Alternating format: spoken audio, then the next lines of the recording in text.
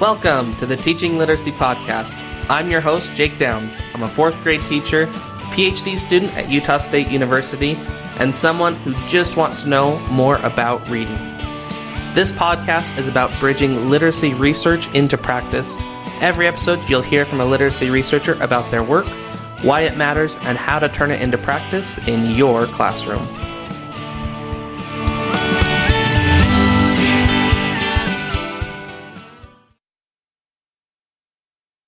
Welcome to episode 9 of the Teaching Literacy Podcast. So I took a month off from podcasting. I didn't exactly plan for it to be that way, but that's just how it ended up. So welcome to a new year and a fresh start with those readers of yours.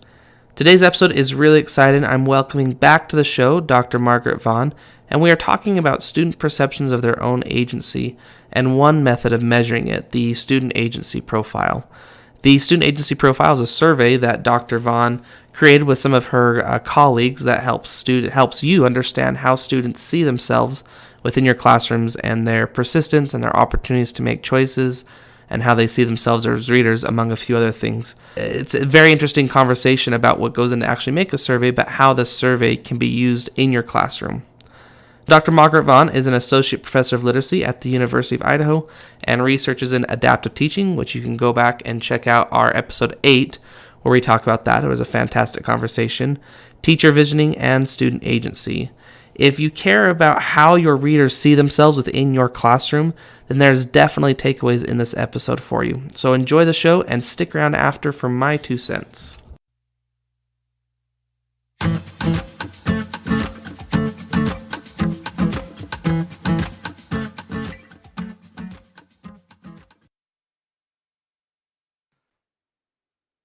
Dr. Margaret Vaughn, welcome back to the Teaching Literacy Podcast. Thanks, Jake. So in this one, we're talking about agency, and that you developed a scale, a survey that you call the student agency profile. Tell us, how did you become interested in student agency? Well, it really stems back to when I was a classroom teacher. And, when you're teaching and you have this great activity or this great lesson, and then you see that your kids are just doing completely opposite, but something even better than you planned. It's very humbling. But what I was so fascinated by was, wow, these kids are just doing this on their own, and they're taking this idea or this direction in their own stance. They're just making it their own, and they would just produce the most astonishing things when they did that. And so, for me, it stems back when I was a first grade teacher. It's all the way back when I was practicing as a classroom teacher. It was something that was happening that I was just so fascinated by. And then when I started my doctoral program, what I realized was that was what scholars and researchers had called was agency. And so that was really something that sort of just made this huge connection with me from when I was a classroom teacher and then in my work. So what is student agency and why does it matter? So I love that you just said that, because I'm editing an issue of Theory into Practice, and that's exactly the first chapter the first article is, what is student agency and why does it matter? And so that should be forthcoming next year. And so we've got some great scholars that have written in that issue. But technically, I would think the term is the term, the ability of individual students to influence and to create opportunities in the learning context through their intentions, decisions, and actions. So that's the academic definition that has been developed in my research. What does previous research tell us about student agency? Yeah, so it's connected to one's disposition, right? It's also connected to one's motivation, and then also how they're positioned in the classroom. So there's a piece that I wrote for Phi Delta Kappan that really explores those dimensions and how they connect with agency. So what previous literature has said on that connects to what it is. And in the reading teacher piece that we're talking about, I was able to make the theoretical connection that it's really, because sometimes people would say, well, isn't that just motivation that you're talking about? Or isn't that just, let's say, self-regulation? Or, yeah, no, that's not, you're just talking about something different. And so what I've reasoned is that actually agency works across all of those dimensions, right? It's not just about one's motivation. It's not just about how one thinks about themselves or or those two, right? It's connected across those two, but then also how kids are positioned in the classroom or how they position themselves in the classroom. So it's almost like that relationship with teachers as well, right? And their relationship there as well. So you developed a survey called the Student Agency Profile. And for our listeners, we don't need to get all the way into the weeds of what it takes to create a survey, but it's not just a matter of here, I'm going to write 15 questions and put some smiley faces on it and voila. Can you tell us a bit about the process of what it took to develop the Student Agency Profile? Well, it took a lot of time and a lot of learning on my part because it was the first survey I've ever developed. But it took, first of all, just the years of experience of as a classroom teacher, but then also tons of reading and understanding and interviewing lots of kids, lots of teachers. I really tried to see if the questions made sense. So there were tons of pilot rounds before I even actually created this survey to see, can kids really even talk about this? What is it that they can tell us about it? And I knew from research like Ann Hess Dyson, that in her important work, that kids can tell us so much information about what they're doing and how they're doing and why they're doing it. And so I was very confident in the fact that they could, but at every turn, senior researchers or scholars would say, yeah, you can't really measure that. That's not something you can measure. Or, yeah, what is that? What are you talking about? You're just talking about motivation. And so it took a long time to do the research and a lot of the learning to figure out if this is something that could be examined. And so once I got to that point, then I did several rounds of pilot surveys, which were different versions of the survey until I could figure out mathematically if they actually worked. And so when they actually worked mathematically, then it was an okay survey to share out with the world. And with the mathematically, you have to have some items that you pull out because their correlation isn't high enough, and then some you have to add in. Exactly. And Yeah. I Yeah. learned a little bit about that, and it kind of blew my mind. With Yeah, so for instance, like self-perception is one of the constructs, and um, I had reading and writing as one construct, but then what we realized is that they worked better mathematically separate. So self-perception as readers and then self-perception as writers, we were able to get that mathematically, and it didn't kind of alter or degrade kind of the concept or the construct of what we were trying to do, but they just fit better as separate constructs. in short, there's a lot of science Yeah. that goes Yeah. into it. Can you give us a few sample questions of what's on the student agency profile and a little bit more details about what it looks like? Sure. Okay, so it goes around those constructs that I was just saying. So constructs are sort of like the theoretical underpinnings of why, which of the what the questions are based on. So it's self-perception as readers as writers, intentionality, choice making, persistence, and interactiveness. And so one of the questions that it asks kind of what kind of reader are you? I have the survey in front of me right here. So let's see. Um, it's okay for me. It is okay for me to have my own ideas when I read. I read better than other students in the class. I am a good writer. Writing is easy for me. So those are just some of the sample questions in the survey. Then there's it's a Likert scale, so there's smiley faces. They can circle the big smiley face or kind of the flat face or the frowny face. And it's really nice because teachers can have there's a scoring sheet in the article as well. And so you can copy this and give it to your classroom teachers, and then you can score it and say, wow, most of my kids think that they don't have any decision-making power in the class. And then it's a great way for you as a classroom teacher to say, what can I do? Like, what are some ways that I can model to them or help them? I mean, it's definitely a formative tool, right? I want teachers to use this and say, there's about maybe a third of my students who think they're not good readers. What can I do to support their confidence, their self-confidence in reading or in writing? They feel like they don't have any decision making. So what can I do?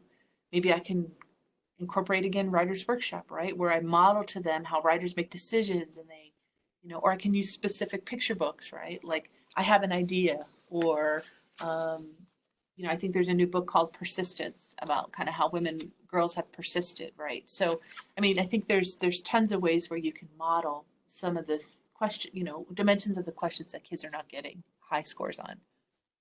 Excellent. So can you walk us through how, I guess, kind of how that whole sequence would work? So you could do administer it at the beginning of the year, and then perhaps a few other ideas. You've already provided some great examples, but a few other ideas on how, the teacher could adapt. Right? That sounds familiar, right? How the teacher could adapt to meet that. And then would you, do a follow-up in a month or three times a Yeah. year, or just what would it look like in a classroom? Yeah. So the survey itself takes about 7 minutes. And so you can kind of administer it a couple of different ways. So with older students, when we used them in our sample from third through fifth grade, they can handle that definitely whole class. You explain to them with the practice questions. But for younger students, we found it works a little bit better with small group. So I'd say much like a guided reading group, like for first and second graders, you can pull them off and have them in a group and work with them as well. What I recommend is doing it at the beginning, like I would say like in August or September when you start, and then around Christmas. And then for kids that are really below benchmarks, I would try to visit it a little bit more frequently. I wouldn't do it with every student, right? Every couple, like if you do it in September, I wouldn't necessarily, or August rather, I would do it with maybe the kids that were fairly low in some of the dimensions, let's say maybe in October, if you've had specific time to kind of do some explicit interventions. So I think any way that you would use, a plan to kind of, add explicit instruction to kind of support them. But yeah, I think that the timing it out, and then I would do it again at the end of the year. I would think that would be good. And the hope is that really one of the main reasons and why I think a tool like this I think is also just so important. But so many, like in our district here, every Friday afternoons, teachers have 2 hours off, like in the afternoon, and they don't have it off. They have these data meetings, right? So they have to sit and talk about the data, for 2 hours every Friday. Kids go home, and the teachers are in these I think these brutal data meetings. And so part of my rationale I put in the paper was, wouldn't it be exciting if these kinds of tools like the student agency profile could be used in some of those data meetings, right? To say, wow, in my class, this is the portrait of my kids, right? Most of my kids think that they're good readers. Some of the kids think that they're not such good writers or vice versa. And these are the tools or these are the interventions I'm going to do to try to increase that. And so I kept getting excited at this idea that maybe this can be a tool that teachers can use in those brutal data meetings to kind of show some of the things that maybe standardized scores don't necessarily show us. That could really give some depth to, rather than just a one-dimensional. Yeah. Here's this score, but what's the story of my classroom? Yeah. That's very And I interesting. really encourage teachers to do that because I think that teachers are the best researchers, I think, because they have an intuitive sense. I mean, they document, they do interventions, they do all of these things, even beyond RTI, right? Even kids who aren't in that component of it. They're continually documenting and observing and reflecting. And I think this kind of tool, I think, is sort of just another informative tool that can help them. And so I wish I had it as a classroom teacher because it would have been a good process for me to. One of the things they were trying to do before I left the classroom was that they were trying to move all of the first grade classrooms around. So they were basically trying to track kids. So all the low kids were going to go to this classroom for reading. All the high kids were going to go to this classroom for reading. And I was so disturbed by that because I knew that that was going to further diminish kids' identities as readers. They're going to think, gosh, I'm always going to be the bluebird group. I'm always going to be in the lowest group, right? And so I think if an instrument like this had been there, what I could have done was to support more different kinds of conversations with my principal that said, this is something we really need to pay attention to. These are some of the things that we need to really look at. How would you respond to the teacher or principal that says, I don't have time to really look at this. I have my curriculum that's been given to me and I need to teach it. And I've already, my day is already just busy. And why do I need to make time for this one more thing in front of all the other one more things that are in line? Sure. And, and sampling with over about 1,800 kids, that's definitely a conversation I've had to have. And so, and what I would argue is that, if you know exactly what kind of readers your kids think they are, if you know exactly what kind of writers you think your kids think you are, if you know how kids are thinking about you as a classroom teacher and their decision-making power, then I would argue then you might not need it. But I never knew that. And I felt as though I had a great relationship with all the kids that I had in my class, right? We talked, it was a very, I always throughout the years, I just felt like I could always talk to students, but I still never really had a sense as to what they thought. And I think that's a big thing that we want to think about with all of these assessments that are on kids, right? Like we are always looking, it's never about what, you know, and it's so frustrating, right? We never really ask kids, what do you think? And I think they're a missing voice in this research and the work that's happening, just as much as I think teachers' voices are missing. And so I think you're right, you might not have time. Find the time, because I think, what other assessment tool do you have that actually gets at what kids are thinking beyond their skills and their knowledge content, right? So I think that that's something, and I'm pushing for that. I'm trying to do this more widespread so that, it's not a very time consuming instrument. It takes about 7 minutes, but the kind of information it will yield is the kind of information that actually could inform a student assessment. And that's another thing. So I have another paper where we've tracked these kids in terms of, we've done the student agency profile now for 3 years. And what we found is actually their literacy achievement scores, if they have a higher agency score, they have a higher student standard assessment score in literacy instruction. So I think that that's really exciting, right? And you could make the case, and what I make the case to principals now is that actually you could link this up, right? If kids are having higher agency, there's research now that shows that kids with higher agency have higher standardized assessment scores. And so I think that's kind of also the other avenue that I go in terms of, in case the first argument doesn't work, I say, well, actually, it is connected to better standardized achievement. And I think that's always a hook then. It's like, oh, okay, well, maybe this is something we could or should do professional development on if this is going to increase standardized test scores. So then in that case, I could almost see it being used as part of the RTI process. I have a student who I've screened, I've designed interventions for, they're not responding to the interventions. Oh, wow, their agency in this area is very low. Perhaps that's another, we're still providing our high quality instructional interventions, but is there an agentic intervention or support that I can provide there too to help get at all angles? Yeah, and I think that's exciting. And one of the things I'm doing now with a group of colleagues is we're doing picture book reviews on how books support kids' agency. And so we've looked across several picture books and we're trying to figure out, so if you are a classroom teacher where you want to do read alouds, maybe these particular books might be really helpful in discussions about agency. And so really, I think that can be super helpful to model to kids as well, because it's abstract.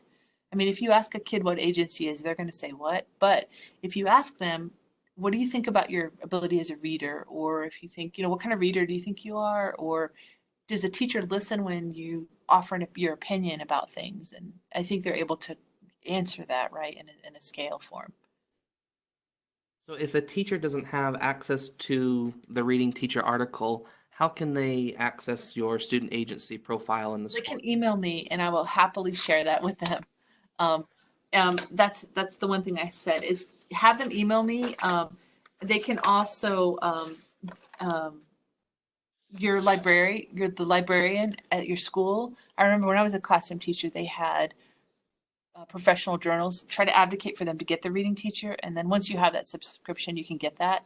The public library may have it. Also a university library, if you're connected in a city where there is a university, you can for sure, I'm sure, get it in that avenue as well. Or just email me and I'll gladly send you the PDF. Because of copyright, I can't just sort of put it out there. But if you email me, I'm so happy to do that. And I'd love to work with you if you need some help and guidance on it, or I can just send it to you, with no questions asked, whatever you need. I just want it to be used. Excellent. Well, thank you very much for joining us on the Teaching Literacy podcast. Okay, well, thank you very much.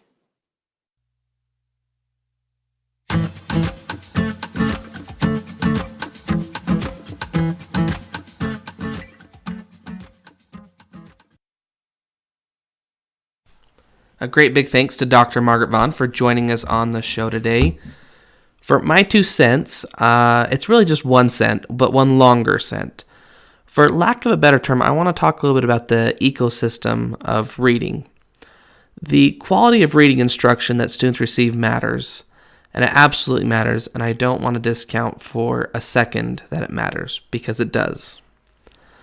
But I do want to point out that it's not the only thing that matters, and anyone that has spent any time in front of a classroom of students really knows that.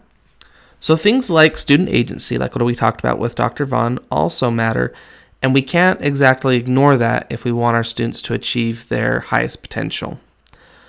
Sometimes, however, we can feel that quality, rigorous, systematic instruction and our opportunity to provide students choices within our classroom can be at odds with each other. So just for illustration purposes, let me highlight two opposing ends of a spectrum. And I know it's more complicated than how I'm going to explain it. This is an oversimplification, but I think it helps highlight the point I'm trying to make here. So on the one hand, if all a teacher ever did was work on supporting student agency and reading, but never really attended to delivering systematic, rigorous instruction, then sure, those students would feel great about themselves as readers, but could they actually read? And then on the opposite side of that spectrum, if all a teacher focuses on is intense, rigorous instruction with complete disregard for student agency, then sure, the kid can read, but will they ever want to? Has that system developed a student who is illiterate, a student who is capable to read, but who chooses not to?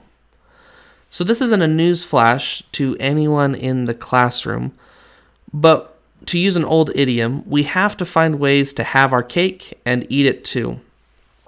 What I mean by that is that delivering high quality instruction does not need to be at odds with developing the agency of our students. And indeed, according to our conversation with Dr. Vaughn, that higher agency is correlated with higher reading achievement. So we need to attend to both pieces of the puzzle, that if we want our students to have higher agency or see themselves as more agentic, then we need to support their ability as readers. And then if we want to help support their ability as readers, we need to support their perceptions of themselves as readers. So we know that there's more to the puzzle than a quality instruction. And again, that's a huge piece of the puzzle. But in this conversation, we're saying there's more than just quality instruction that matters. But you will likely never see policy or legislation that emphasizes student agency. It probably won't ever be accounted for in your high-stakes testing. So it can be easy for us as educators to lose sight of things like student agency, like teacher adaptations, in the grind of trying to produce good scores. So it takes a savvy teacher who can know how to have their cake and eat it too, who is savvy enough to meet the district or the school or the state benchmark goal while also supporting students and helping themselves see that they are readers. If we can do that, if we can both produce great readers and help readers see themselves as great readers, then we've done a fine job at teaching. And that's a tall order. That's part of the purpose of this podcast, is to help give you the tools or help you give you the direction of what you need to become a better literacy educator, help me become a better literacy educator with my students. But the end goal is we need to have our cake and eat it too. We have to find ways to support these things in the ecosystem of reading that will never be, in a curriculum, will never be legislated, but really still matter to the reading puzzle that we're trying to put together for our students. So that's it for this week. Thank you so much for tuning in. We have another great episode coming up, so tune in next time on the Teaching Literacy Podcast. And until next time, let's go and teach reading just a little bit better.